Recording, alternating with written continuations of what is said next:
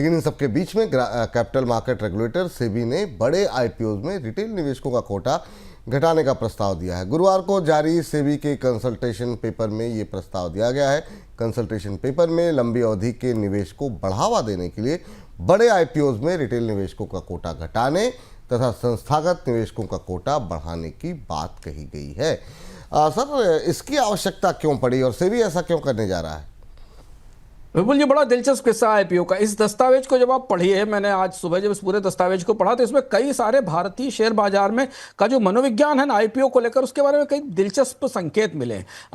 ये प्रस्ताव जो सेबी लेकर आया, जिस पर चर्चा हो रही, इसमें दो बड़े महत्वपूर्ण तथ्य हैं जो हमें हमारे लिए गौरतलब है, जो हम लोग बाजार को करीब से देखते हैं। पहली चीज तो सेबी ने इस दस्तावेज में माना है कि जब बड़े आईपीओ आते हैं तो रिटेल इन्वेस्टर्स का रिस्पॉन्स बहुत म्यूटेड है, बहुत कम है। अब देखिए, एक तरफ हम ये सुनते थे कि आईपीओ के लिए आईपीओ अप्रूव नहीं होते हैं, लंबी लंबी लाइन लगती है, लोगों के एप्लीकेशन वापस आते हैं। सेबी को यह पता चला है कि जितने भी बड़े आईपीओ हैं उनमें रिटेल निवेशकों का रिस्पांस कमजोर रहता है और उनका कोटा फुलफिल नहीं होता है।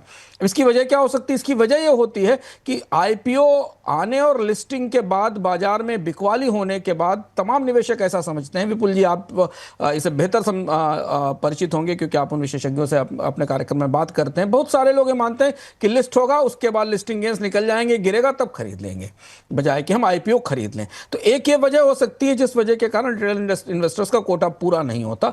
तो ये एक बड़ा बदलाव है। नहीं तो आमतौर पर लोग तो पहले आईपीओ में ही सबसे पहले आवंटन लेने की कोशिश करते हैं। दूसरी चीज ये है कि रिटेल इन्वेस्टर्स का कोटा पूरा न होने के अलावा रिटेल इन्वेस्टर्स की तरफ से या रिटेल इन्वेस्टर के पीछे खड़े कुछ एचएनआईज की तरफ से जो बाजार में लिस्टिंग के बाद बिकवाली होती है लिस्टिंग गेंस के लिए, वो भी बड़ा उतार चढ़ाव या बड़ी अस्थिरता लेकर आती है। तो ये दो महत्वपूर्ण वजह हैं जिन वजहों से सेबी इस प्रस्ताव पर बात कर रहा है कि 5,000 करोड़ रुपए या 4,000 5,000 करोड़ रुपए के आईपीओ में रिटेल इन्वेस्टर्स के कोटे को कम रखा जाए।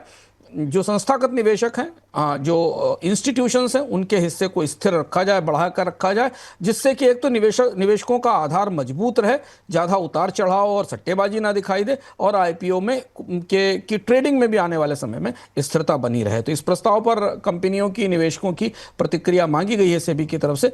पर यह दिलचस्प बदलाव है जो सेबी की पूरी फिलॉसफी से बिल्कुल उल्टा जाता है। जबकि आप पब्लिक इशू लाते हैं तो पब्लिक को ज़्यादा हिस्सेदारी देते हैं, तभी वो पब्लिक इशू होता है, तभी वो आईपीओ इनिशियल पब्लिक ऑफरिंग होती। पर सेबी चाहती है कि पब्लिक की, आम लोगों की हिस्सेदारी शुरुआती तौर पर कम रहे और बड़े निवेशकों का हिस्सा ज्यादा रहे। लेकिन सर, ऐसा नहीं हो सकता, मतलब सेबी को इस बारे में भी विचार करना चाहिए कि आखिर में ऐसा क्यों हुआ, क्योंकि लोगों ने जो हाथ भी तो जलाए, जितने बड़े बड़े नाम रहे, हुंडई आया, सबसे बड़ा हाथ जले, पेटीएम, एलआईसी।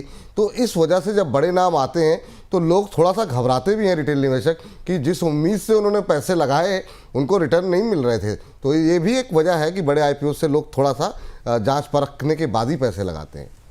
हाँ, तो स्वाभाविक है ना भाई। आप एक बार चाय से जल जाएंगे तो उसके बाद फिर कोल्ड कॉफी भी फूंक के पिएंगे। वो स्थिति है निवेशकों की बाजार में, क्योंकि बड़े आईपीओ में बहुत ज्यादा हाइप बनती है, वैल्यूएशन ज्यादा बताए जाते हैं, बुक बिल्डिंग में काफी पैसा कंपनियां वसूलने की कोशिश करती हैं, और उस तरह से बाजार में लिस्टिंग नहीं होती है तो बड़े आईपीओ में कोटा भी पूरा नहीं होता है। तो ये एक किस्म का साइकिल है। अब इस साइकिल में पीछे जाने की जरूरत है कि क्या कंपनियों के स्टॉक जिस वैल्यूएशन पर आते हैं वैसे उनके परफॉर्मेंस होते हैं।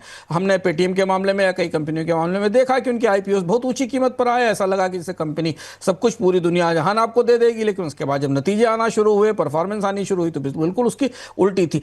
जो दुविधा यहां सबसे बड़ी सेबी की दिखाई देती है वो ये कि पब्लिक इशू में पब्लिक का ही हिस्सा कम होगा, आम निवेशकों का हिस्सा कम होगा। ये थोड़ी बात मतलब मुश्किल से चबाई जा सकती है। तो बजाय इसके कि वो छोटे निवेशकों को इस बात के लिए दंडित करे कि वो कम हिस्सा लें, कंपनियों को इस बात के लिए प्रेशराइज किया जाना चाहिए, उनके साथ बात की जानी चाहिए कि वो आकर्षक बनाएं आईपीओ को, प्राइसिंग में वैल्यूएशन कॉम्पिटिटिव रखें, तो शायद निवेशकों की रुचि इसमें बनती दिखाई देगी। बिल्कुल सर।